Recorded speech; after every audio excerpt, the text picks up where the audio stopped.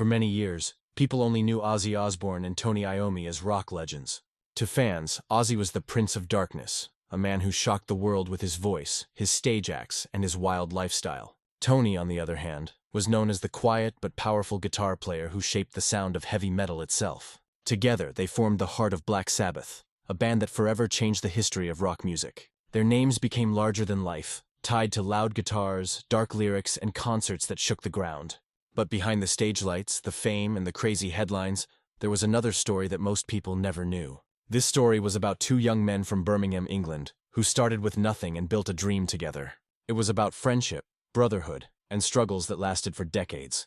And only recently, in an emotional interview, Tony Iommi finally shared the truth about Ozzy, breaking down in tears as he revealed what was really hidden behind the music and fame. Long before the world knew them, Ozzy Osbourne and Tony Iommi were just two working-class kids from Birmingham, an industrial city in England. The place was filled with smoke, factories, and noise, not the kind of city where most people expected great musicians to rise. Yet, in the late 1960s, these boys started playing together in a small band called the Polka Tulk Blues Band.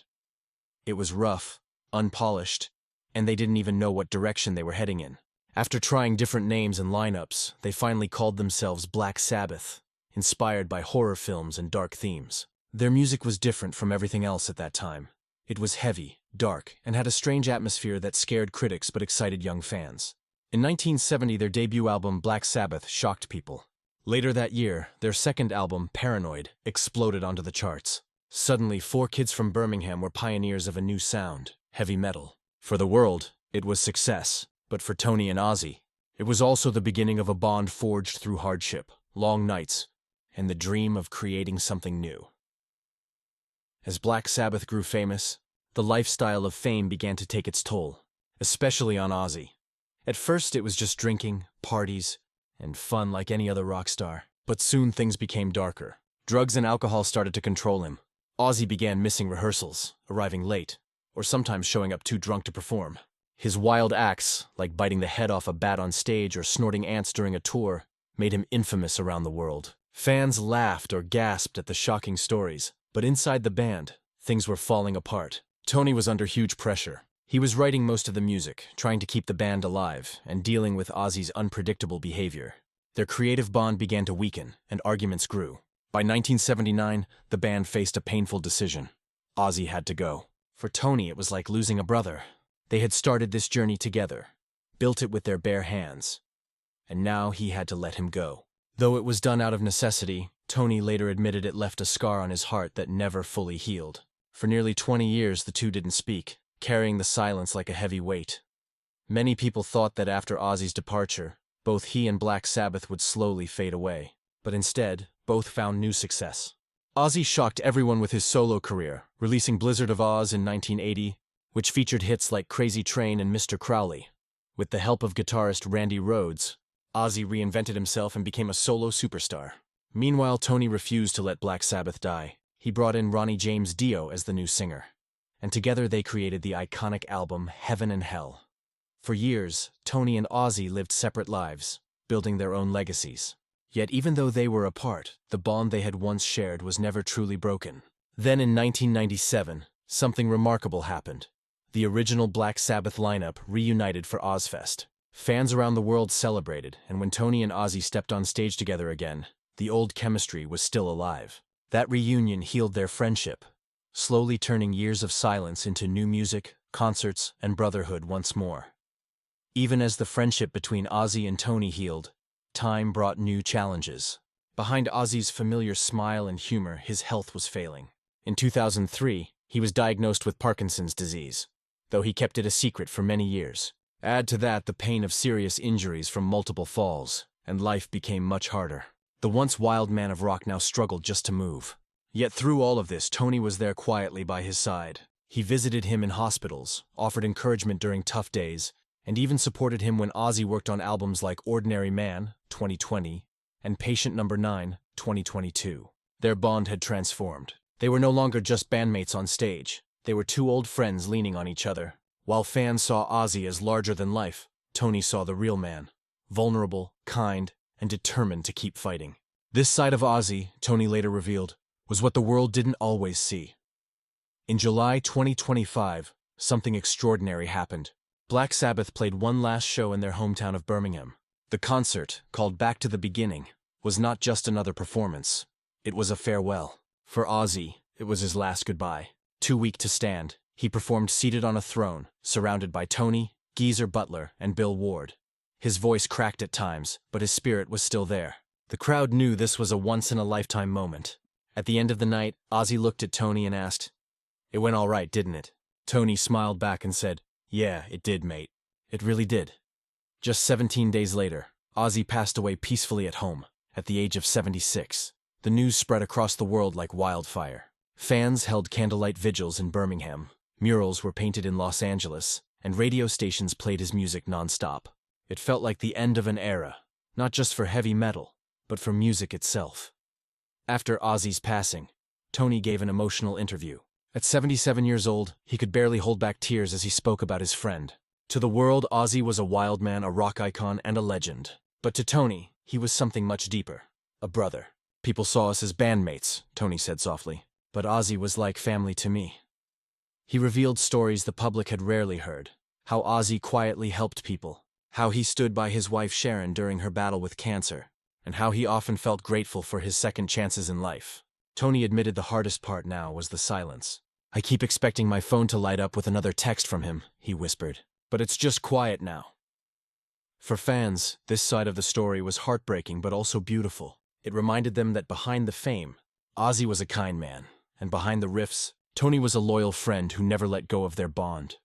Even though Ozzy is gone, Tony has made it clear that the story of Black Sabbath and their brotherhood is not over. Reports suggest he is working on releasing a collection of rare recordings and demos, along with writing his memoirs to share the real journey behind the music. There are also talks of tribute concerts, where famous musicians from around the world will join Tony to celebrate Ozzy's life and legacy.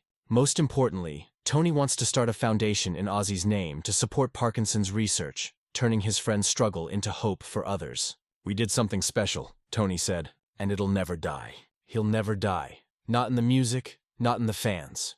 In the end, the story of Tony Iommi and Ozzy Osbourne is not just about rock and roll.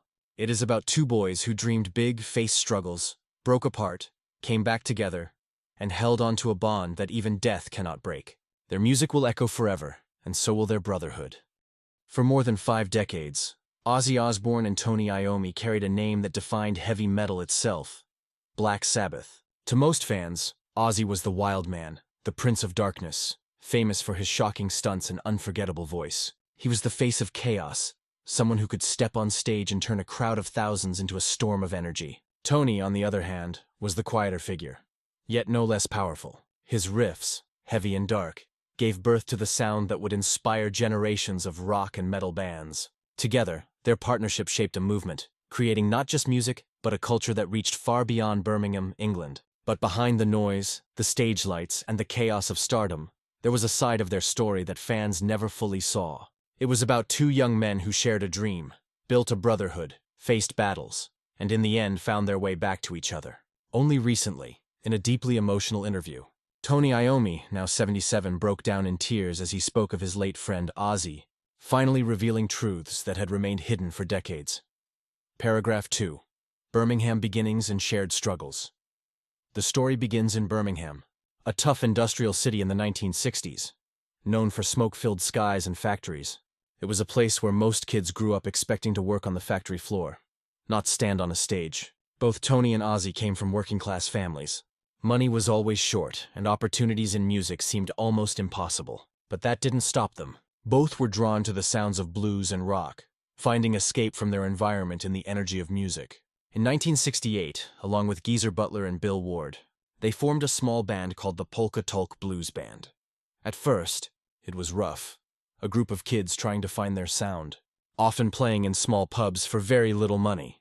After experimenting with the name Earth, they finally landed on Black Sabbath. The name was inspired by a horror movie and matched the eerie, dark music they were beginning to write. Their sound was different, heavy, strange, and unsettling. While the world was filled with colorful psychedelic rock bands, Black Sabbath sounded like thunder rolling across a stormy sky. For critics, it was confusing. For fans, it was electrifying. In 1970, their debut album, Black Sabbath, laid the foundation for a new kind of music. That same year, their second album, Paranoid, turned them into international stars. Paragraph 3, Fame, Chaos, and the cracks in brotherhood. With fame came chaos. And for Ozzy, the chaos nearly consumed him. The lifestyle of endless tours, late-night parties, and the temptation of drugs and alcohol slowly took over his life. At first, it seemed like part of the rock and roll image. After all, most bands lived fast. But soon, Ozzy's drinking and drug use became too much. He began missing practices, sometimes arriving too drunk to perform, other times not showing up at all. His wild behavior became headlines, biting the head off a bat, snorting ants, filling his homes with animals, and even joking about living in a haunted house. To fans, these were crazy, unbelievable stories. To the band, it was a nightmare. Tony carried much of the weight. As the main songwriter and leader of the band's direction, he was already under heavy pressure. Now he also had to deal with Ozzy's unreliability. Their once strong creative bond began to fade and arguments grew more frequent. By 1979, the breaking point arrived. After months of frustration, the band made the heartbreaking decision to let Ozzy go. Tony later admitted it was one of the hardest moments of his life. He didn't hate Ozzy. In fact, it felt like losing a brother. But at that time, they didn't know how else to save the band. Paragraph 4. Ozzy's solo rebirth and Tony's fight to keep Sabbath alive. For many, Ozzy's firing looked like the end of his career. Instead, it became a new beginning. In 1980, he shocked the music world with his solo debut, Blizzard of Oz. Songs like Crazy Train and Mr. Crowley became instant classics, powered by the talent of young guitarist Randy Rhoads.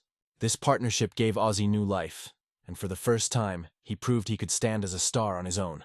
The follow-up, Diary of a Madman, cemented his success, though tragedy soon struck when Randy Rhoads died in a plane crash in 1982. Despite the pain, Ozzy pushed forward, releasing hit albums and becoming one of the most successful solo acts in rock history. Meanwhile, Tony refused to let Black Sabbath fade away. With Ronnie James Dio as the new singer, the band released Heaven and Hell in 1980, a critical and commercial triumph. They followed it with Mob Rules in 1981, proving that Sabbath could evolve. Yet even as they built separate legacies, the shadow of their old bond lingered. Fans often dreamed of seeing them together again, and deep down, Tony and Ozzy felt the same. Paragraph 5. The reunion that healed old wounds after nearly 2 decades apart. Destiny brought them back together in 1997.